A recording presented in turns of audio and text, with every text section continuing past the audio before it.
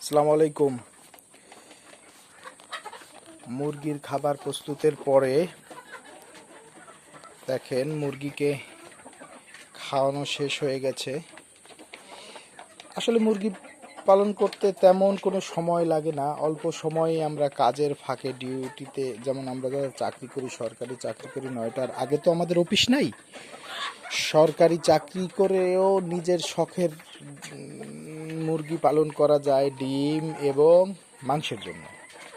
হ্যাঁ, এই যেমন আমার মুরগিগুলো দেখেন, এখন আমি ভোরবেলা ঘুম থেকে উঠছি, উঠে ওদের কাছে আসলাম, এসে খাবার পানির পটগুলো, এই যে পানির পট, হ্যাঁ পানির পটগুলো একটু পরিষ্কার করে পানি দিয়ে দিলাম, সাদা পানি, কুড়া কুড়া নিলাম, সাথে আপনার অল্প কিছু কিছু ভুসি ভুসি আমার আগে তো দেখা গেছে অনেক বড় ফ্যামিলিতে অনেক ফ্যান হইতো, এখন তো আর ভাতের মারগুলো অত পাওয়া যায় না।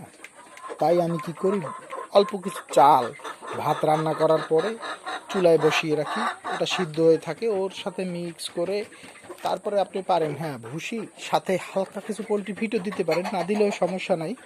এই দিলে পরে আপনার এই খাবার দিয়ে দিলাম, দেখেন একটু খাবার বাইরেও ফেলেনি, বাটি আর কিছুক্ষণ পরে এই বাটি একেবারে ধোয়ার মতো পরিষ্কার হয়ে যাবে ইনশাল্লাহ। এই যে এরা খুব আগ্রহের সাথে বাটি পরিষ্কার করতেছে। এই খাঁচাগুলো মূলত মুরগি বাণিজ্যিকভাবে হইলে এক বয়সী মুরগি হয়, আর আমি খাঁচা সিস্টেম করছি এই জন্য যে মুরগির ধর্ম এইটাই, ও বড় মুরগি ছোট মুরগিকে মারবে, এই জন্য আমি খাঁচা সিস্টেম করেছি। যখন নতুন বাচ্চা আসে, ছোট বাচ্চা, তাকে এই আবদ্ধ খাঁচায় রাখা হয়। এই যখন ছাড়ার উপযুক্ত বড় হয়ে যাবে, যেমন এই দেখুন এরাও খাচ্ছে, এদেরকে আর 1 মাস পরে ইনশাল্লাহ বাইরে ছেড়ে দেব। এই কারণ এখন যদি এদেরকে বাইরে ছাড়া হয়, এই যে বড় প্যারেন্টসরা আছে এরা ওদেরকে মারবে, এই জন্য মূলত খাঁচা সিস্টেম। দ্বিতীয় গ্রুপ এদেরকে ছাড়ছি, দেখেন এরা সবসময় আলাদা থাকে, কারণ বড়দের সামনে যায় না। এইভাবেই ব্যাস যেন ছোট মুরগিদের না মারতে পারে, এই জন্য খাঁচা সিস্টেম করা। আর চাইলে আপনি খাঁচার মধ্যেও মুরগি বড় করে রাখতে পারেন, কিন্তু তাই মুরগি যদি দৌড় ঝাঁপ না করে তাইলে গোশের স্বাদ অতটা আসে না। এই তো সাধারণভাবে আপনারা কোনো কষ্ট ছাড়াই সকালবেলা খাবার দিয়ে গেলেন, দুপুরবেলা খাবার দিলেন, বাদ শেষ, গরম পড়লো একটু স্যালাইন দিলেন। এই আর হচ্ছে মুরগির মূলত রোগ কিছুই না, আবার অনেক রোগ হচ্ছে ওদের ঠান্ডা লাগা। ঠান্ডা যদি না লাগে আপনার মুরগির কিছুই হবে না। সেই জন্য আমি আমার মতে, আমার নিজের ধারণায় আমি কি করি, মুরগিকে সপ্তাহে 3 দিন নাপা ওষুধ খাওয়াই।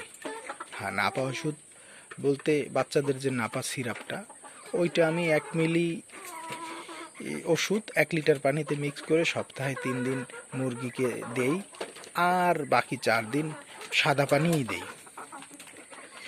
ঠিক আছে বন্ধুরা, আমার এখানে কিছু ডিম পাড়া মুরগিও আছে, এই যেমন আগের মুরগিগুলো একটু ছোট সাইজ, ডিম পাড়তে পারতে এরা ছোট হয়ে গেছে। আর এখন নতুন বড় মুরগিদেরকে দেখবেন, ওদের সাইজ একটু ভালো।